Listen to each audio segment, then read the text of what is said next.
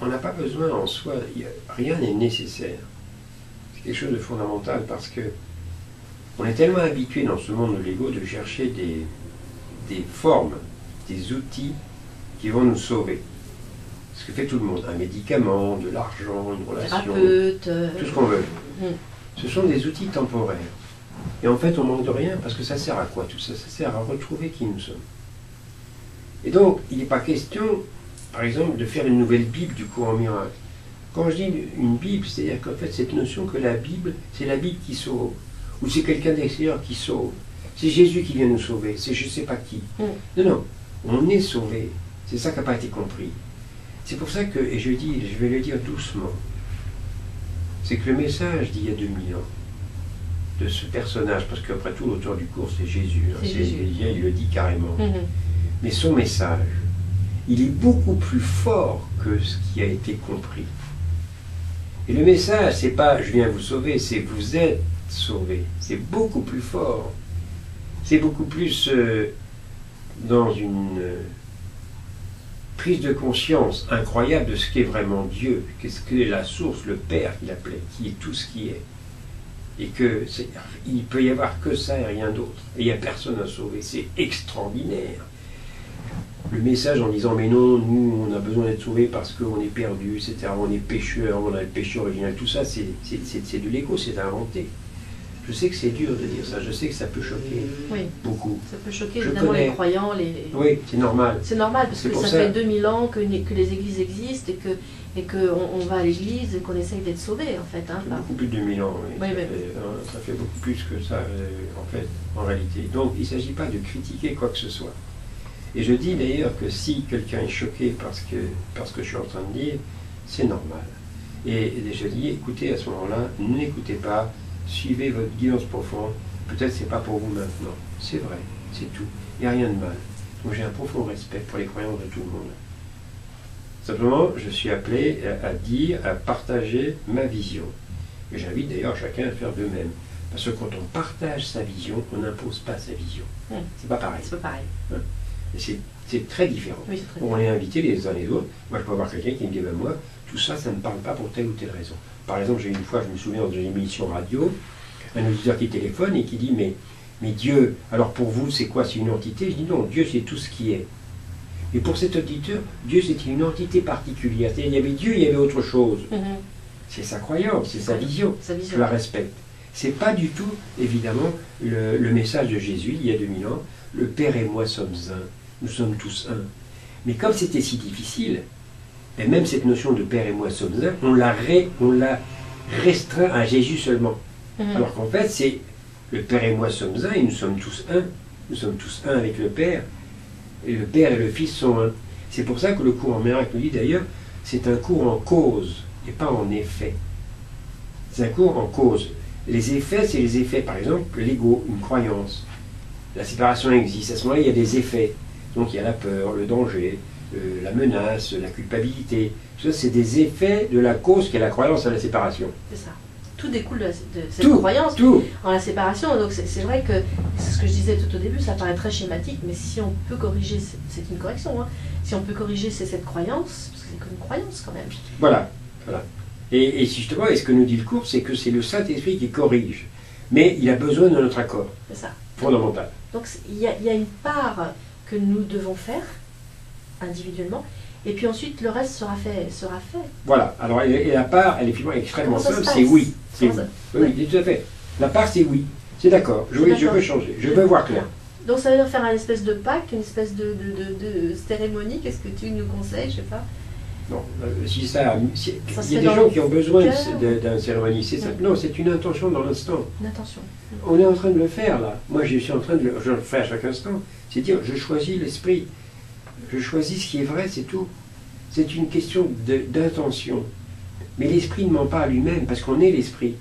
Donc c'est un choix qui commence à se faire de plus en plus, où, dans les circonstances de la vie, on rechoisit, par exemple, je prends n'importe quel exemple, on fait la queue quelque part dans un supermarché, il y a quelqu'un qui agace tout le monde, etc. Et puis on a tendance à dire, bah oui, évidemment, et tout d'un coup on s'arrête. Non, je choisis l'amour. Je choisis l'accueil. Voilà, c'est ça, c'est tout. Donc ça veut dire que c'est rechoisir sans cesse, en fait, parce qu'évidemment, on est tout le temps sollicité hein, dans ce monde de la forme par le monde de l'ego. Donc, tu nous proposes de rechoisir à chaque fois, absolument. De se recentrer. C'est pour ça que le cours dit vous ne pouvez pas être engagé de temps en temps. C'est-à-dire que l'engagement suppose finalement, c'est une invitation à chaque instant être engagé, mais ce n'est pas intellectuel, ça devient un état d'être. C'est tout. Et puis ça ne nie pas un état de mal-être. Par exemple, on se réveille le matin dans la soupe avec une journée lourde, oh là là, je me sens pas bien, je peux avoir une angoisse. Ok, j'accueille ça, j'accueille mon mal-être. Et justement, l'amour, c'est s'accueillir. Comment on va accueillir les autres? On s'accueille soi-même, avec ses émotions dites négatives, ces impressions de lourdeur, ces impressions de vide. On peut quelquefois même avoir même des peurs très fortes, ou avoir l'impression d'avoir tout raté. On dit oui, c'est bien gentil, tout ça, ils discutent de non-dualité, de paix, d'amour, mais moi j'ai raté ma vie. J'ai fait des choses atroces que je ne peux pas me pardonner, etc. La dépression aussi, quand on est dans une dépression noire, on peut plus, on peut même plus réfléchir, parce que c'est vrai que le cours demande quand même une certaine, on va dire, plasticité intellectuelle. Et c'est vrai que quand tu peux plus réfléchir, parce que tu as très mal physiquement, ou tu es en burn-out et en dépression, alors qu'est-ce qu'on peut faire là dans l'instant? Eh bien, la question est bien posée parce que ça revient tout le temps. Et la réponse, tu viens de dire, qu'est-ce qu'on peut faire dans l'instant? Eh bien justement, c'est déplacer la question, la changer. Et c'est pas ce qu'on peut faire qui change, bien qu'en fait on va peut-être faire des choses. C'est comment je peux être dans l'instant. C'est pour ça qu'une des leçons du cours, c'est en toutes circonstances, quand on se sent mal, c'est simplement se dire, je pourrais choisir la paix au lieu de cela. Je pourrais choisir la paix au lieu de cela. Donc c'est une question, c'est pas de faire, c'est un choix à l'intérieur. Et ensuite, on s'aperçoit que quand on décide simplement, même si je me sens mal, même si ça peut durer 1 heure, 2 heures, et que je peux passer la matinée ou la journée dans le vide, un peu le désespoir, je peux même me répéter, je pourrais choisir la paix ou cela. C'est pour ça qu'on est invité dans les leçons du cours, on est invité à répéter les pensées, choisir, je veux la paix, je veux la paix, je veux la paix. Et là, c'est la promesse que tôt ou tard, il y a quelque chose qui change.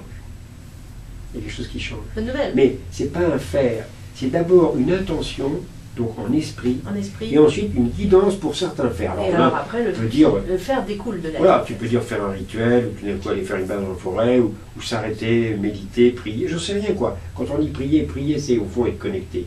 Mais on peut même avoir, je sais pas, se dire, tiens, on va faire un petit hôtel, on va faire quelque chose. Chacun à sa façon. Mais simplement, c'est un outil temporaire. Mais encore une fois, j'insiste bien, c'est pas dans le faire que ça se passe, c'est dans une décision d'être différent. Et on ne peut pas être différent de ce qu'on est, mais disons de choisir, de voir différemment. Je pourrais choisir la paix, je veux voir la paix là. Je veux voir mon frère qui m'agace, ou tel frère, telle soeur, telle personne, j'ai une haine avec cette personne. Je veux la voir différemment. Je veux cesser cette haine qui me ronge et je veux voir différemment. Bien sûr, je semble avoir toute raison de haïr la personne, peut-être, je semble avoir toute raison. Bien sûr. Mais je veux voir différemment. Je sais que c'est faux. Comment est-ce que Dieu voit cette personne? Et c'est pour ça que Jésus parlait de pardon, ça n'a pas été compris. Parce que le pardon, c'est voir qu'il n'y a rien à pardonner. Et quand Dieu dit, et c'est par exemple le baptême du Jourdain, où Jésus est baptisé par Jean-Baptiste, et il y a une voix qui vient, c'est vrai, ça s'est probablement passé comme ça, mais c'est une voix qui vient pour tout le monde. Pas que pour Jésus, c'est ça qui est très important. C'est pour ça que le message de Jésus, il est beaucoup plus large, beaucoup plus extraordinaire que ça ne paraît.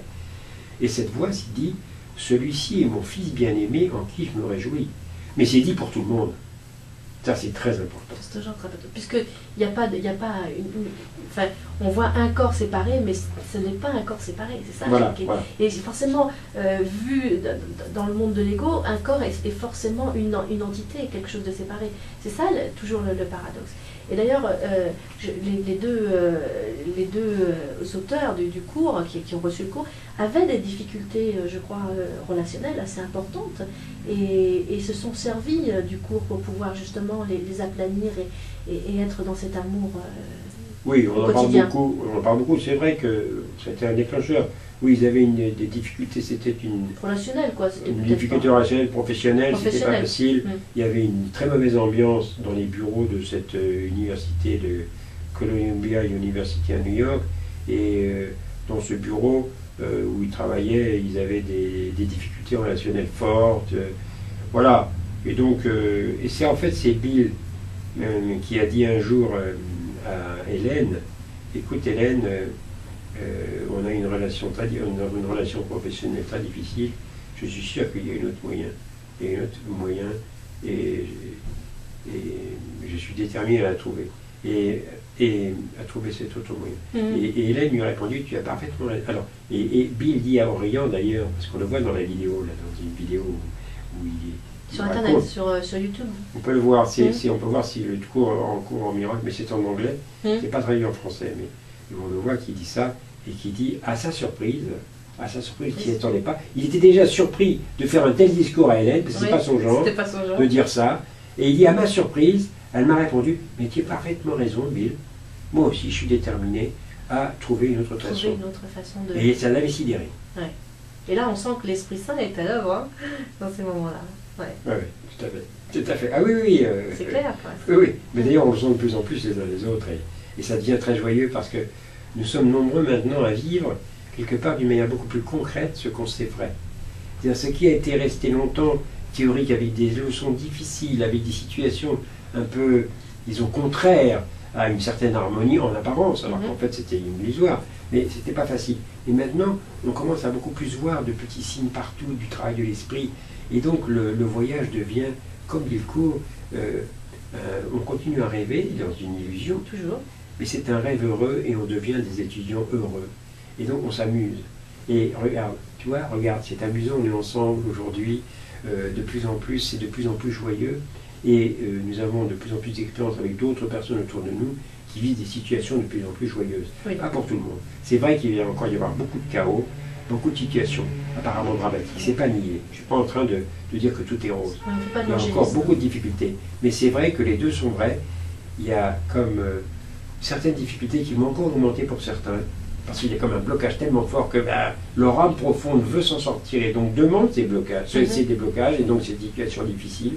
Parce que, comme dit le cours en miracle, il ne peut rien arriver au Fils sans sa volonté. C'est-à-dire tout ce qui arrive à tout le monde, c'est profondément voulu par l'âme de la personne. C'est important ça, parce que justement, on va parler un petit peu du rôle, des rôles dans l'ego, c'est-à-dire nous avons la victime, nous avons le bourreau, et nous avons, très important, le sauveteur.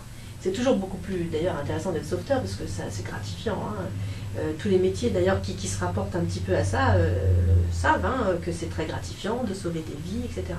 Mais si on revient un peu en arrière sur ce qu'on a dit, il ne faut pas oublier que l'on crée son monde. Oui. Donc alors, on peut créer aussi, si on est un sauveteur ou un bourreau, des victimes. Et la victime, forcément, elle attire aussi à elle... Oui, quand on dit c'est gratifiant, on peut dire c'est gratifiant pour l'ego. Parce qu'en fait, oui, c'est gratifiant pour l'ego. Parce qu'en fait, ce qui est vraiment gratifiant pour l'être que nous sommes, c'est de retrouver qui nous sommes. C'est que la joie que nous sommes ne dépend pas des circonstances. Il n'y a personne à sauver. Quelque part, on participe joyeusement au réveil, on donne joyeusement, effectivement, on dit mais merci, merci, ta présence, merci, ça m'aide, ok, on se réjouit, mais on sait qu'on n'a rien fait. C'est un rôle. C'est un rôle qui se joue à travers nous. C'est ça. Et ce qui est demandé, c'est simplement le oui. Mais en fait, on n'est pas des faiseurs, comme on dit en anglais, doers. On n'est pas des faiseurs, on n'est pas celui qui fait. C'est l'esprit qui fait. C'est l'esprit qui fait. C'est ce que disait Jésus. Attention, ça n'a pas été compris, parce qu'on en fait tellement une idole. Mais il disait lui-même, de moi-même je ne fais rien, c'est l'esprit en moi qui fait les œuvres. Ou le Père en moi ou l'esprit en moi qui fait le Père ou l'esprit en moi qui fait les œuvres. C'est quand même fort de dire ça. Et s'il le dit, c'est qu'il y a une raison. C'est que c'est pas évident. C'est qu'on a l'impression qu'on fait. Non, non, de moi-même je ne fais rien, c'est le Père en moi qui fait les œuvres. Quelle humilité. Et on est appelé à faire tous la même chose. Donc si évidemment, par exemple, c'est le cas, moi souvent des gens me remercient bien sûr, mais je ne fais rien. Ben, je remercie la personne d'être là. Je te remercie d'être là. Et c'est comme ça. Je te remercie d'être là. Ouais, mais c'est ça, c'est vraiment ça. Et on vous remercie aussi de nous écouter, parce que finalement, c'est vous aussi qui nous créez. Oui. Je sais que c'est un peu fort de dire ça. Mais... Oui, mais c'est tout à fait vrai. Parce que le fait, regarde la joie que nous avons de partager ça. Pourquoi on le fait? Parce qu'on est guidé à le faire pour une vidéo. Mais s'il n'y a pas les auditeurs, s'il n'y a pas, ben on ne le fait pas. Mais on le fait pas. Et donc, qu'est-ce qu'on fait tous? On partage de plus en plus la vérité, ce qui est vrai. On partage l'élan de notre cœur. Et donc, l'autre nous sert aussi à exprimer cet élan de cœur, et ce qui permet de voir que chez l'autre, il y a cet élan aussi. Parce qu'on est un. On est un. Donc, la joie de l'autre, c'est ma joie. C'est fou, c'est vraiment comme ça. Parce qu'on est un, c'est tout, il y a une raison. Et donc, quand on dit qu'on est tous reliés, qu'on s'aime les uns les autres, et que c'est si important de s'aimer les uns les autres, et d'arrêter de se juger, c'est parce qu'on est un au départ. Et donc, cette unité qu'on est en train de retrouver ensemble, elle se fait par l'amour, et non pas par la peur. Et les pensées de peur ou les pensées de protection, ça ne fait que perpétrer la séparation. C'est pour ça que le cours nous dit bien, et ça c'est très fort, vous ne cessez, pour faire le ciel, pour faire ce que vous voulez de beau, de joyeux, vous ne cessez d'utiliser des moyens qui font l'enfer. Et qu'est-ce que c'est que ces moyens qui font l'enfer? C'est la pensée de séparation, parce qu'on est créateur. Et on l'a oublié. Donc tout le monde crée. Donc quand je dis à un enfant, fais pas ça, tu dois faire ça, je diminue l'enfant, donc je me limite moi-même, je limite tout le monde. Et quelque part, je crois bien faire, mais je suis en train de créer l'enfer, aussi bien pour l'enfant que pour moi. Bien sûr. Alors bien sûr, l'enfer n'est pas réel. Mais l'enfant aussi a choisi son expérience pour finalement rentrer dans l'ego et en sortir aussi. Donc j'arrête de me culpabiliser aussi pour tout ce que j'ai pu raconter aux enfants, ou tout ce qu'on a pu raconter aux enfants. Surtout que j'arrête de culpabiliser. Les enfants nous choisissent comme parents. Choisissent comme parents, ils choisissent tout. Nous on choisit nos enfants aussi. Mais là aussi ça passe à travers nous. Il ne faut pas non plus que ce soit trop quelque chose d'appartenance. Je crois que c'est important aussi de voir qu'on laisse agir. On laisse agir, c'est pas, absolument. Et ça c'est quelque chose que l'ego évidemment a beaucoup de mal à admettre. Parce qu'on apprend aux petits-enfants, et on nous a appris depuis qu'on est tout petit, à se créer soi-même. On dit telle personne s'est construite elle-même, a bien mérité sa notoriété, en a bavé, et puis finalement a bien gagné son argent. Tout ça, c'est des bêtises. Voilà, aux USA, c'est des bêtises. On voit c'est très fort ça. Ceux qui travaillent fort, c'est normal qu'ils gagnent des sommes folles. Puis bon, tu as travaillé dur, alors tu es méritant. C'est vraiment le monde de l'ego. Alors inversement, bien entendu, pour ceux qui font bien, qui font rien. C'est la tour de Babel. On est créateur par nos pensées et nos croyances. Donc quand je crois au danger, je crée le danger. Quand je crois que telle personne est limitée, qu'elle est en danger, je crée pour elle ce danger. Donc mes enfants, quand je me dis il faut absolument que je les protège, que je fasse ça, je ne me rends pas compte qu'en fait je les limite, je les restreins. Et je me restreins moi-même. C'est incroyable, mais c'est vraiment ça. C'est vraiment ça. Et alors, bien sûr, on va dire, mais alors qu'est-ce que c'est que ce monde? Et à des moments, on dit, mais qu'est-ce qu'on est venu faire ici? Pourquoi est-ce que l'enfant s'incarne? Il vient s'incarner dans ce monde où finalement il va apprendre des bêtises. Il a fait exprès. Pour venir justement dans ce jeu incroyable, rentrer dans le noir pour ressortir dans la lumière. Ça change tout. Et à ce moment-là, on dit, oh là là, mais c'est l'esprit qui s'occupe de ça, mais quel travail merveilleux. Et là, ça change tout. Et c'est une nouvelle vision. C'est pour ça que là, on parle, et je sens l'énergie en moi quand je suis en train de te parler, Christine. Et c'est comme si quelque chose passe et va toucher d'autres. C'est ce que nous dit le cours. Il dit, les miracles touchent des personnes que vous ne connaissez pas, etc. Parce qu'on est reliés. Donc quand on a un dialogue d'amour comme ça, d'accueil des autres, d'accueil des auditeurs, d'accueil de ceux qui regardent, quand vraiment, et on le pense vraiment en disant, mais je t'aime, et tu m'aimes, qui que tu sois, quelle que soit son apparence. C'est la présence qui est là et qui nous Et ça a vraiment un traverse. sens. Il y a une énergie qui passe, une énergie qui touche. Et c'est comme ça, à cause de qui nous sommes, à cause de la vérité que nous sommes et que Dieu est. On peut dire que l'esprit est, que la vie est. C'est fort, hein? C'est fort. C'est très très fort. Et c'est très fort et c'est très simple. Oui, c'est fort et simple. Je voudrais revenir aux enfants parce que je pense que ça a dû interpeller pas mal de personnes parce qu'il y a beaucoup de parents évidemment qui nous écoutent. Et en fait, si je comprends bien, je me fais un peu l'avocat du diable exprès, au lieu de dresser nos enfants, hein, parce que c'est du dressage hein, que l'on fait souvent, peut-être moins maintenant, mais enfin notre génération à tous les deux, c'était plus fort, hein, eh bien peut-être qu'on pourrait simplement leur apprendre à être, ou alors à leur apprendre à se souvenir de qui ils sont. Voilà, alors c'est une bonne question, et la réponse elle est très simple, beaucoup plus simple qu'on pense. J'y vais y aller carrément. On n'a rien à apprendre aux enfants, on a à nous-mêmes apprendre, disons, vivre ce qu'on voudrait leur apprendre. Être un exemple, quoi. Oui, c'est ça. Et on n'enseigne que par l'exemple. On a encore une notion fondamentale du cours, et puis on n'enseigne que par l'exemple. Et donc, l'exemple, c'est de choisir d'être l'amour, d'être la lumière du monde, c'est tout. Et donc, à ce moment-là, l'enfant va le percevoir. Et je n'ai pas à le changer. J'ai à faire confiance au fait qu'il est guidé. Comme disait Khalil Gibran, vos enfants ne sont pas vos enfants, etc. C'est-à-dire que, ok, c'est pas nos enfants. Et en même temps, ok, je joue le rôle de parent, mais je me souviens par exemple de quand ma fille est née, donc je l'ai sortie de sa mère, je l'ai attrapée, et j'ai entendu une voix, moi qui n'entends pas de voix, j'ai entendu une voix très précise, et c'était ça ne t'appartient pas. Il y avait ce petit corps que je devais habiller. Ça devait être formidable aussi. Et c'était formidable. J'ai entendu ça ne t'appartient pas. Tes enfants ne sont pas tes enfants, c'est les enfants de Dieu, et tout est Dieu, toi aussi, et donc Dieu n'a qu'un seul enfant, et c'est sa manifestation. Donc, on n'a rien à apprendre aux enfants, on a à leur apprendre par l'exemple. Dire nous-mêmes, tout se passe en nous. Et c'est ça le cours en miracle. On ne va jamais s'occuper de l'autre.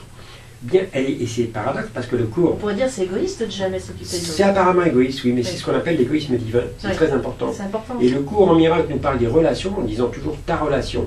Ta relation, ta relation. Et c'est intéressant de voir que le cours en miracle ne parle pas des relations au pluriel. Il parle de la relation que nous avons, parce que c'est une relation, il n'y en a qu'une. Et c'est soit une relation d'amour ou de peur, soit une relation d'ego, soit une relation amoureuse. Et donc ta relation, et le cours nous dit ton frère est ton sauveur, il te sauve. Pourquoi? Ça paraît bizarre au début. Oui, parce qu'il te permet dans les relations difficiles, on n'a pas franchement envie d'entendre ça. C'est vrai. Pourquoi il est ton sauveur? Parce qu'il te permet de rechoisir qui tu de te recentrer. Et de... Donc si j'ai un enfant...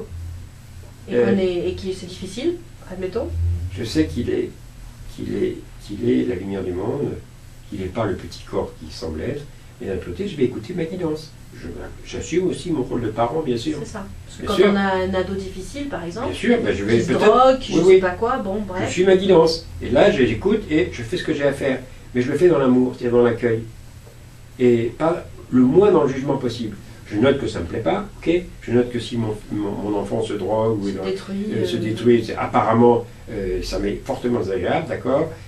Ok, j'admets ça. J'admets aussi qu'on est dans une société avec des règles, avec des cours de justice, etc. Ok, je dis oui, que tout ça, il y a des frontières, un État, tout ça, je l'accueille. Attention, il faut bien voir que c'est vrai qu'on parle très fort de la non-dualité, que tout est un, mais on ne nie pas l'expérience humaine, on ne nie pas l'apparente séparation. On a choisi de venir dans un monde de séparation, où il y a apparemment des séparations partout, où il y a de l'ego partout, où il y a des prisons, il y a des voleurs, des volets, etc. Plein de choses. C'est pas nié. C'est une illusion, d'accord?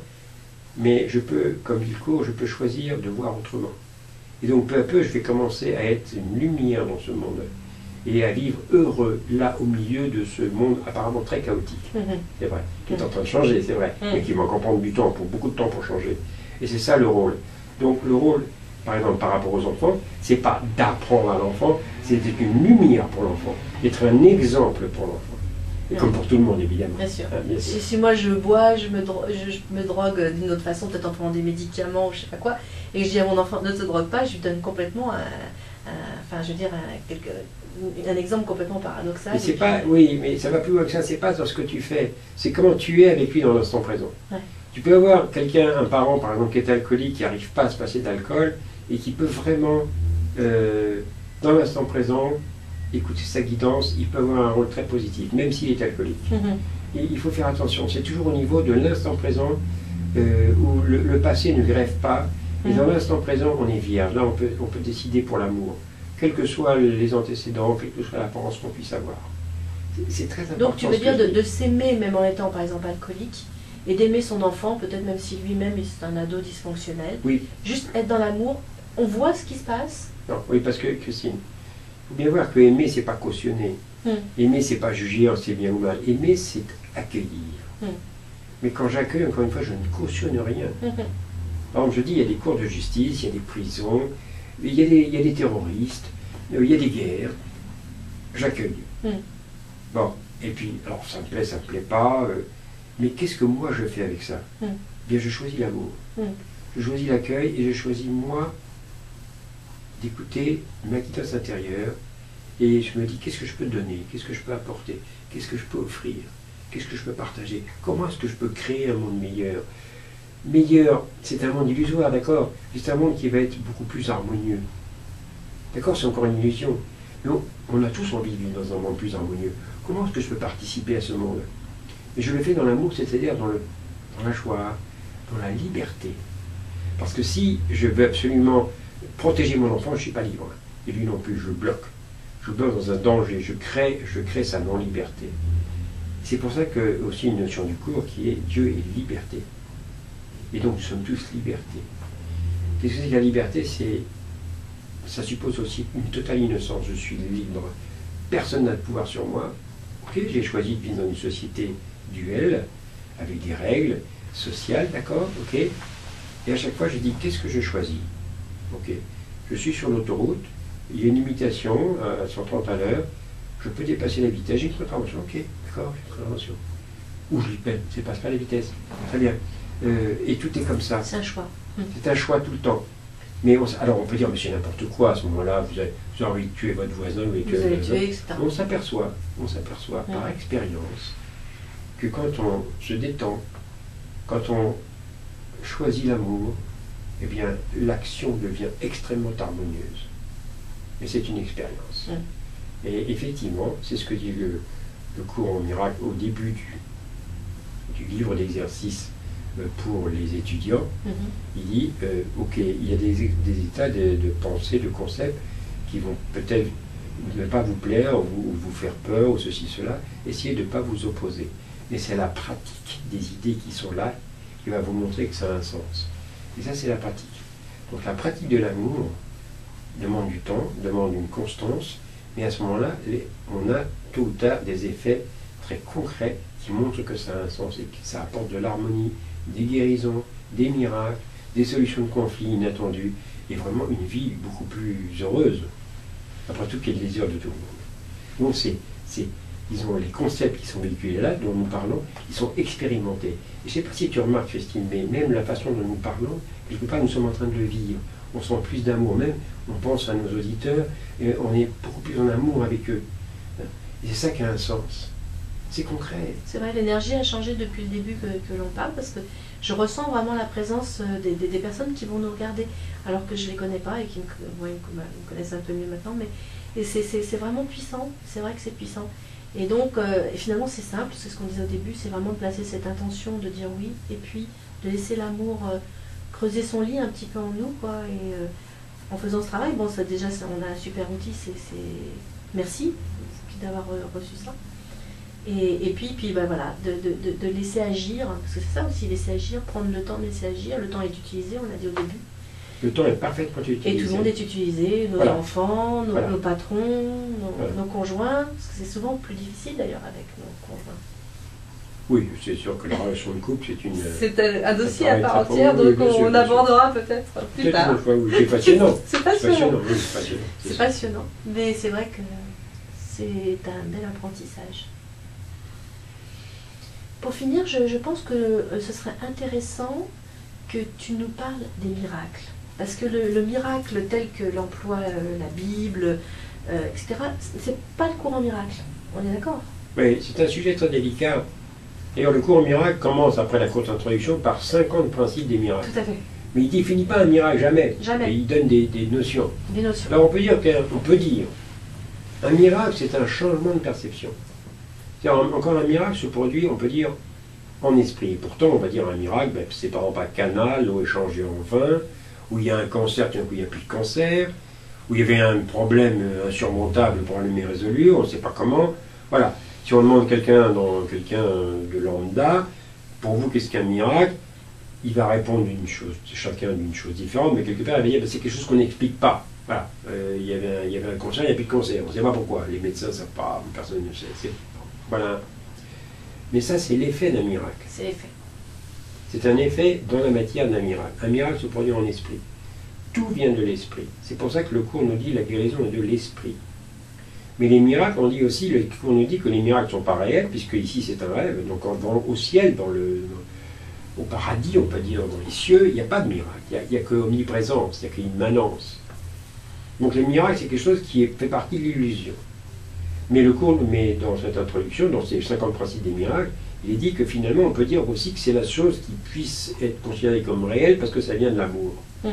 Comme tout ce qui vient de l'amour. Et on peut dire que tout ce qui vient de l'amour est un miracle. Voilà ce qui nous est dit. Donc, et il nous dit aussi que les miracles sont quelque chose de naturel et que lorsqu'ils ne se produisent pas, quelque chose a été faussé. Alors effectivement, pour quelqu'un qui a choisi l'amour, les miracles se produisent naturellement, comme une rivière qui coule. Voilà. Et voilà. Mais ce qu'on voit, c'est des effets de miracles. Et dans un jeu qui est joué par l'esprit, en fait, et qui fait qu'il y a des miracles apparents à tel endroit. Mais en fait, ce qui est important de comprendre, c'est que c'est toujours une question d'esprit et pas de matière. Et que quand un corps est guéri, eh bien, c'est l'effet d'un miracle. Mais il peut y avoir un miracle avec un corps qui s'en va et qu'il y a quelqu'un qui meurt d'un cancer, par exemple. Un corps s'arrête. Il peut y avoir une profonde guérison et la personne va repartir de l'autre côté, peut-être revenir avec un profond changement en elle. Elle a été touchée par quelque chose, même si le corps s'est arrêté. C'est très important ça, parce que tout est de l'esprit. C'est pour ça que le cours nous dit, et ça j'insiste bien, la guérison est de l'esprit. La guérison est de l'esprit, elle n'est pas du corps. Le cours va même nous dire, le corps ne guérit pas. C'est fort de dire ça. Le corps ne guérit pas. Parce que le corps, simplement, c'est un reflet d'un état de conscience, c'est tout. Il n'y a rien à guérir. Le corps, c'est comme quelque chose qui reflète, c'est tout. Un hologramme, un certain un hologramme d'un état de conscience intérieure. C'est ça. Donc, si l'état de conscience intérieure, par exemple, je ne sais pas, veut être paralysé, va se créer un accident, va être paraplégique, mais c'est l'état de conscience de la personne qui a créé ça. Tout à fait, tout à fait. Ça, c'est très difficile de l'admettre. C'est difficile de l'admettre. Mais c'est comme ça. C'est vraiment ça. Alors, ça prend du temps à admettre ça, ça suppose de faire des expériences, ça suppose de... C'est pour ça que c'est pas évident. Et c'est pour ça que, disons-le franchement, il y a encore peu de gens qui sont vraiment, qui puissent lire un cours miracle ou lire des enseignements non duels, vraiment le vivre d'une manière plus authentique, il y en a encore relativement peu. C'est vrai, c'est dit d'ailleurs par tous nos guides, etc. Mais rappelons-nous une chose, et qu'on est 7 milliards ici, et que si on prend un demi% de nous, vous prenez 200 personnes, vous enlevez une personne du groupe de 200, tout le monde comprend ce que c'est que 200 personnes, on voit à peu près, on enlève une personne sur 200, on ne voit pas de différence. 199 ou 200, c'est pareil. À l'échelon de la planète, ça fait 35 millions de personnes. Un demi%, ça fait 35 millions de personnes. Et je dis que ceux qui sont intéressés par notre conversation, eh bien, ils sont parmi ces 35 millions. Ça pourrait être 70 millions. C'est un chiffre arbitraire que je prends. Ça donne une indication. C'est ce qu'on appelle le levain dans la pâte.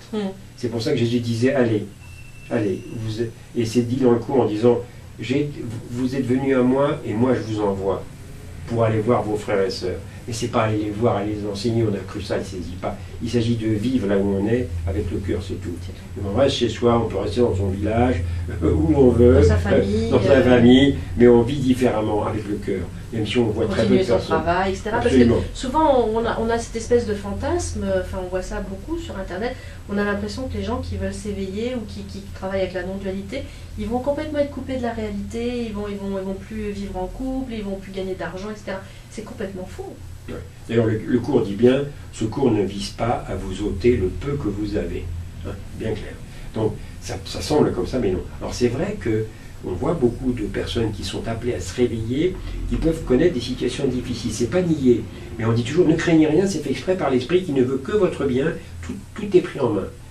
Vous semblez avoir de grosses difficultés peut-être même des maladies, peut-être des choses comme ça, mais tenez bon, ayez confiance parce que c'est un esprit d'amour qui travaille avec vous, c'est vous-même, il n'y a que l'amour qui existe, et donc tout va bien, vous ne craignez absolument rien. Vous êtes en sécurité. Vous êtes en sécurité. Et c'est important parce que c'est vrai que ça soulève beaucoup de peur quelquefois quand on est dans ce processus d'éveil. Et je crois que c'est vraiment important qu'on vous regarde dans les yeux tous les deux et qu'on vous dise ne vous inquiétez pas, tout est pris en charge. Et même si c'est difficile, eh bien la lumière est là et vous êtes la lumière du monde. C'est d'ailleurs ce que dit Jésus, il dit beaucoup je vous promets que c'est ça. Et nous, avec Christine, nous vous disons, nous nous promettons. Et on y va fort, hein, parce qu'on sait très bien ce que c'est que d'être paniqué. On a tous les deux vécu des expériences très fortes dans nos vies. Ça remuait très fort. Donc oui. Je dirais, j'aime bien dire ça, on parle un peu avec nos tripes, hein, on parle de notre expérience, mais c'est pas rien. Donc on ne craint rien.